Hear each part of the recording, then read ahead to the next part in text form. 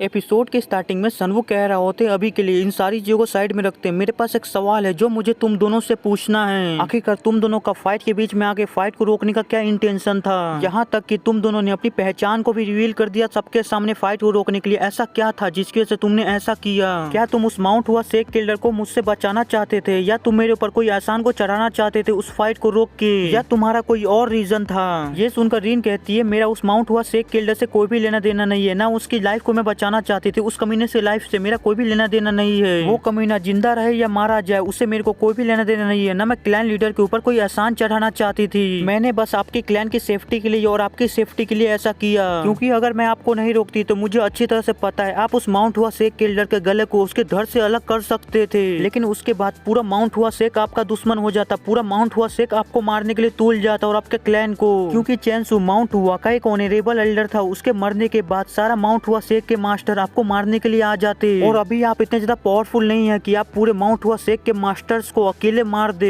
ये सुनकर सनवू कहता है मुझे उन सारे माउंट हुआ शेख के मास्टर से कोई भी फर्क नहीं पड़ता है, अगर जरूरत पड़ती तो मैं उन सारे माउंट हुआ शेख के मास्टर्स को खत्म कर देता। ये सुनकर रीन कहती है भले वो चेंसू पूरी तरह से कचरा था, लेकिन ये बात भी झूठलाई नहीं जा सकती है कि वो माउंट हुआ शेख के अंदर और यूनियन के अंदर एक काफी बड़ी पोजीशन के अंदर है। क्लैन लीडर क्या आप सच में माउंट हुआ शेख को और यूनियन को एक साथ रोक पाते? अगर सच में यहाँ पे कोई वॉर स्टार्ट हो गई तो उसके अंदर हंड्रेड्स ऑफ थाउजेंड लोग सेक्रीफाइस हो जाएंगे, मारे जाएंगे, और यहाँ पे बस खून की नदियां ही बहेंगी। ये सुन के सनवू सोचता है वो बिल्कुल सही कह रही है, मैं कुछ ज्यादा ही लापरवाह हो गया था। इस समय यूनियन से फाइट करना बिल्कुल भी समझदारी का काम नहीं है, इससे मुझे ही घाटा होगा। आगे सनवू रीन से कहता है जबकि मुझे ये रीजन पता चल गया है कि तुमने मेरे लिए उस फाइट के बीच में इंटरफेयर किया था और उस फाइट को रोका था, तो मुझे कुछ और सवाल है जो मुझे तुमसे पूछने हैं। रीन कहती है आपको जो मुझसे पूछना है आप पूछ सकते हैं। तभी सनवू कहता है आखिरकार तुमने मेरे लिए इतना कुछ क्यों किया? तुमने फाइट के बीच में आके फाइट को रोका, यहाँ तक कि अपने डोंग क्लैन का मुझे बेनिफिक्टर भी बना दिया। रीन कहती है मैंने आपको अपने क्लैन का बेनिफिक्टर बनाया नहीं, आप सच में मेरे क्लैन के बेनिफिक्टर हैं। आपने उस हिडन केव के अंदर हमारी जान बचाने के लिए अपनी जान को खतरे में डाला, हमें अपनी जान पे खेल के बचाया। अगर ये आपकी वजह से नहीं होता तो हम उस हिडन केव के अंदर ही मारे जाते, हम वहाँ से कभी भी जिंदा बच के वापस नहीं आ पाते। ये सुनकर सनवू सोचता है मैंने जो डोंग क्लैन के बारे में अफवाह सुनी थी वो बिल्कुल भी झूठी नहीं लगती है, कि डोंग क्लैन के मेंबर्स कभी भी कोई भी एहसान को नहीं भूलते, वो हमेशा अपने एहसान का बदला चुकाते हैं। फिर आगे सनवू रीन से कहता ठीक है मेरे अगले सवाल का जवाब दो, आखिरकार तुम दोनों यून क्लैन के अंदर छुप के क्यों आए? ये सुनकर रीन और जुइगन कुछ समय तक तो एक दूसरे को देखते। फिर आगे रीन कहती मैं आपको बिल्कुल भी झूठ नहीं बोलूंगी, मैं आपको सब कुछ सच बताती हूँ। जेनजिंग के अंदर अचानक से काफी सारे लोग गायब होने लगे थे और उन सभी गायब होने का सस्पेक्ट शक आपके ऊपर था। ऐसा लग रहा था कि इन सभी लोगों के गायब होने के पीछे आपका ही शक है, उसी का इन्वेस्टिगेशन करने के लिए हम यहाँ पे आए थे। सनवू कहता है तो फिर तुम्हें तुम्हारे इन्वेस्टिगेशन में क्या पता चला, मैं दोषी हूँ कि नहीं? रीन कहती है जो इंसान अपने कॉमरेड्स को बचाने के लिए ब्लैक रोज डेथ कीड़े से खुद को घिरवा ले और ग्लेसिकल वाटर के अंदर उतर जाए जिसके अंदर खून जमा देने वाली ठंडी है, और साथ ही साथ माउंट हुआ शेख के एल्डर से भी फाइट कर ले, यहाँ तक कि उसको मारने के लिए भी तैयार हो जाए, बस अपने क्लैन के मेंबर्स के लिए, अपने कॉमरेड्स के लिए, वो इंसान कभी भी कल्प्रिट नहीं हो सकता है, दोषी नहीं हो सकता है। यही इन्वेस्टिगेशन है जो मैंने किया और यही मेरा पर्सनल ओपिनियन भी है कि तुम कभी भी कल्प्रिट नहीं हो सकते हो। ये सुनकर सनवू कहता है जबकि तुम लोगों ने मेरी इतनी तारीफ की है, तुम लोगों ने मेरे बारे में इतना कुछ अच्छा अच्छा कहा है, तो मुझे भी कोई ऐसी स्टोरी बतानी चाहिए जिससे तुम लोगों को भी कुछ फायदा हो। आगे सनवू बताना चालू करता है कि तुम लोग जिस केस के बारे में इन्वेस्टिगेशन कर रहे हो, लोगों गायब होने के बारे में इन्वेस्टिगेशन कर रहे हो, उसके बारे में मैं सच कहूँ तो मैं तुम दोनों से पहले से उसके बारे में इन्वेस्टिगेशन कर रहा हूँ। ये सुनकर जुइगन और रीन दोनों ही चौंक जाते हैं। रीन कहती है क्या सच में तुम उसके बारे में पहले से इन्वेस्टिगेशन कर रहे हो? सनवू कहता हाँ तुम बिल्कुल सही हो, मैं काफी लंबे समय से इसके बारे में इन्वेस्टिगेशन कर रहा हूँ। जहाँ तक मुझे इन्वेस्टिगेशन में पता चला है गन मी हो और यून जिनसन इस केस के अंदर काफी ज्यादा डीपली इन्वॉल्व है, और मैं अपनी इन्वेस्टिगेशन में काफी ज्यादा करीब पहुंच गया हूँ ये पता लगाने के लिए इन सारी पीछे के मास्टरमाइंड कौन है, को असली कल्प्रिट है। ये सुनकर रीन कहती प्लीज मैं तुमसे भीख मांगती हूँ, मुझे सारी चीजें अच्छे से बताओ। सनवू कहता है जिस समय तुम इस सच के बारे में जानोगी उसके बाद तुम्हारे पास कोई भी रास्ता नहीं रहेगा पीछे हटने का। क्या तुम दोनों इसके बारे में पूरी तरह से कंफर्म होगी? तुम दोनों को इसके बारे में बिल्कुल भी रिग्रेट नहीं होगा? ये सुनकर रीन और जुगेगन दोनों ही एक साथ कहते नहीं हमें इस चीज का कभी भी रिग्रेट नहीं होगा, तुम हमें सारी बातें बता सकते हो।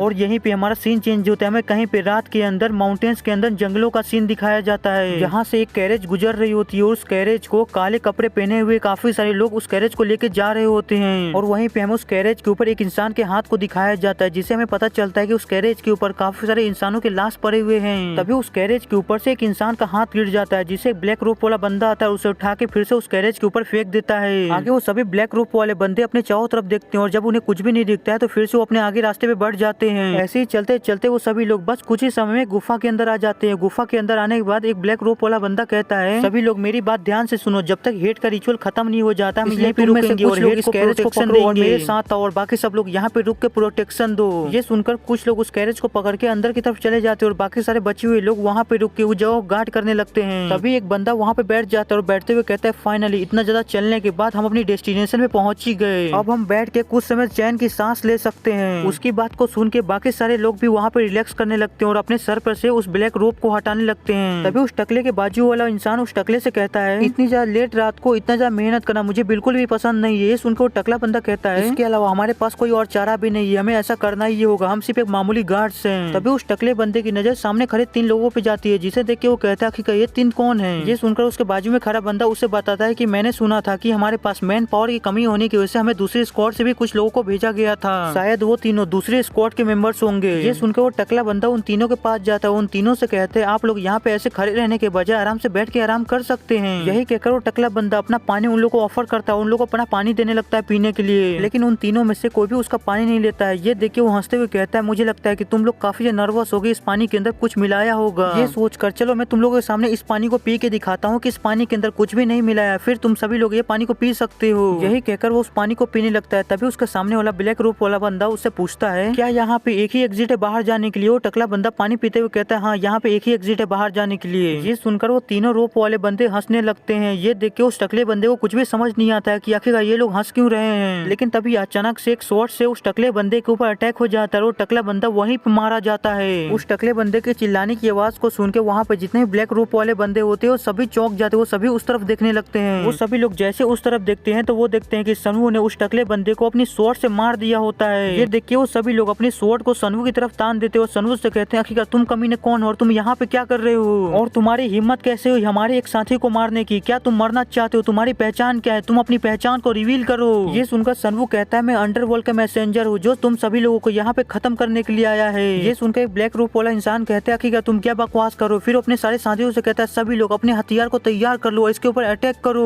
फिर वो एक और से कहता है कि जल्दी से हॉर्न बजा के बाकी सारे लोगों को इन्फॉर्म करो कि हम पे अटैक हुआ है। ये सुनकर एक बंदा हॉर्न बजा के बाकी सभी लोगों को इन्फॉर्म करने ही जा रहा होता है कि तभी उसके गले के ऊपर एक स्वॉर्ड से अटैक होता है और उसका गला उसके धड़ से अलग हो जाता है और वो बंदा वहीं पे मारा जाता है। और ये करने वाली कोई और नहीं होती है बल्कि रीन होती है, जिसने अपनी स्वॉर्ड से उस बंदे का गला काट दिया होता है। ये देख के सनवू रीन से कहता है कि अब मेरे पास एक मौका है कि मैं 7 सबसे बड़े सेक्ट में से एक सेक्ट की पावर को देख सकता हूँ, इसलिए मैं यहाँ पे कुछ भी नहीं करूंगा, मैं तुम दोनों को बस लड़ते हुए देखूंगा, इसलिए क्या तुम दोनों मिलकर इन सभी को हैंडल कर सकते हो? ये सुनकर जुगेगन चौंकते हुए कहता है, क्या यहाँ पे तुम कुछ भी नहीं करने वाले हो? बस हम दोनों को इन सभी को खत्म करना होगा। लेकिन तभी रीन बहुत ही तेजी से उन सभी के ऊपर अकेले ही अटैक करने के लिए चली जाती है, कह के मैं इन सभी को अकेले देख सकती हूँ, मुझे जुगेगन की कोई भी जरूरत नहीं है, आज इन कमीनों में से कोई भी यहाँ से जिंदा बच के नहीं जाएगा। यही कहते हुए रीन अपनी स्वॉर्ड से अटैक करती है, उन सारे ब्लैक रोप वाले बंदों को बहुत ही बेरहमी से मारने लगती है और रीन बस अपने स्वॉर्ड के एक स्लैश में एक इंसान को मार डाल रही होती है। वहाँ पे कोई भी उसका मैच नहीं होता है, कोई भी उसका मुकाबला नहीं कर पा रहा होता है और ना ही उसे कोई रोक पा रहा होता है, बस सभी लोग उसके हाथों से मर ही जा रहे होते हैं। ये देख के सनवू सोचता है, मैंने जितना सोचा था ये उससे भी ज्यादा पावरफुल है, इसने अकेले यहाँ पे सभी लोगों को हैंडल कर लिया और सभी को खत्म कर दिया, बस यहाँ पे एक ही बचा है और जो एक लौता बचा हुआ होता है वो जुगेगन के साथ लड़ रहा होता है। जुगेगन बस उसके अटैक से डॉज कर रहा होता है, उसके ऊपर कोई भी हमला नहीं कर रहा होता है। ये देख के सनवू सोचता है, देखने से लगता नहीं कि वो ठीक है, मुझे लगता है कि मुझे उसकी मदद करनी ही पड़ेगी। यही कहने के साथ सनवू अपनी एनर्जी को जुगेगन की बॉडी में डालने लगता है, जिससे जुगेगन की पावर को थोड़ा बूस्ट मिल जाता है, उसकी पावर बढ़ जाती है। अपनी बढ़ी हुई पावर को महसूस करते हुए जुगेगन सोचता है, मेरी बॉडी के अंदर एक अलग सी पावर घूम रही है, ऐसा लग रहा है कि मेरी पावर काफी इनहेंस हो गई है। वो ये सब सोच रहा होता है कि तभी ब्लैक रोप वाला बंदा उसके ऊपर अपनी स्वॉर्ड से अटैक कर देता है, जिससे बचने के लिए जुगेगन अपने फैन से बस एक नॉर्मली अटैक करता है उस बंदे के ऊपर। लेकिन जुगेगन की अभी पावर इतनी ज्यादा बढ़ चुकी होती है कि जुगेगन का नॉर्मली अटैक उस बंदे के लिए काफी ज्यादा होता है और उस अटैक में वो बंदा मारा जाता है। ये देख के जुगेगन को खुद अपनी आंखों में भरोसा नहीं हो रहा होता है कि उसके एक नॉर्मल अटैक में ही एक बंदा मारा गया, वो काफी ज्यादा हैरान होता है ये देख के। और यहीं पे आज का हमारा ये एपिसोड ये खत्म होता है। वीडियो पसंद आएगा तो लाइक कर दीजिएगा, नहीं और फिर भी लाइक कर दीजिएगा। मिलते हैं अगले एपिसोड में भाई, और जो भी भाई मेरे से इंस्टाग्राम पे बात करना चाहते हैं लिंक डिस्क्रिप्शन में बात कर सकता है।